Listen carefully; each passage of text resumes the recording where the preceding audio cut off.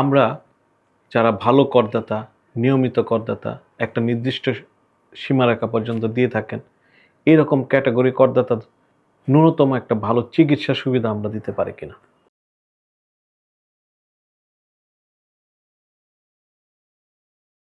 বিসমিল্লাহির রহমানির রহিম। সম্মানিত করদাতা সুনাগরিকবৃন্দ, আসসালামু আলাইকুম। আপনাদেরকে স্বাগত জানাই আমাদের ল ম্যাটারের পক্ষ থেকে।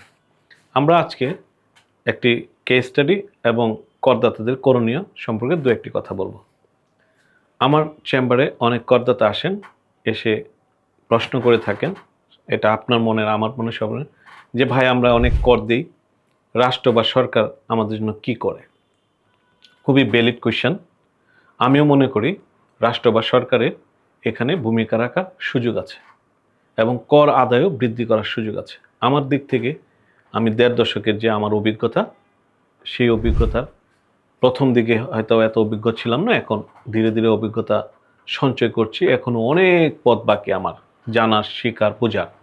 তারপরেও এই বর্তমান যে বয়সটা ধারণ করছি, সেই বয়সের একজন ব্যক্তি হিসাবে আমিও দীর্ঘকালীন একজন করদাতা হিসাবে আমি যে করদাতা আমাকে প্রশ্ন করেছে যে সরকার কী দেন, তার সাথে সুর মিলে একটি কথা বলে সরকার বাহাদুরের কাছে আমি পরামর্শমূলক একটি কথা বা মেসেজ দিতে চাই করদাতার পক্ষ থেকে। সেটা হলো, আমরা কি এরকম করতে পারি কি না যে যারা করদাতা আছেন, বয়স এবং আয় এবং কর প্রদানের ক্যাটাগরি বিবেচনা করে একটি নির্দিষ্ট সময় পর উন্নত বিশ্ব যা করে, তাকে আমরা কিছু টাকা তার আপৎকালীন সময়ে ফেরত দেওয়ার কোনো সুযোগ করে দিতে পারি কিনা?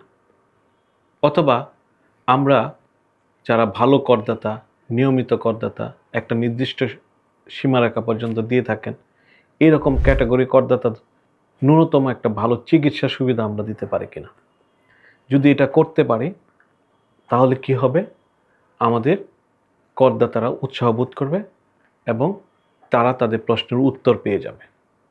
আমরা জানি আমরা দরিদ্র দেশ, করের টাকা সংগ্রহ করে আমাদের রাস্তাঘাট, হসপিটাল, বিশ্ববিদ্যালয় অনেক কিছুতেই ব্যবহার করা হয়।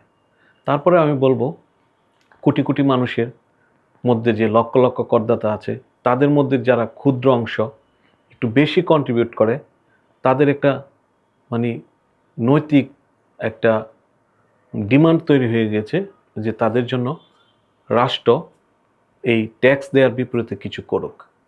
বিষয়টি বৈষম্য বা বৈষম্যহীন, এই বিতর্কে আমি যাব না। এবার আসি আমার যারা ইয়ং করদাতা আছেন তাদের প্রসঙ্গে আমি বলি, যারা করদাতা হয়েছেন বা হবেন।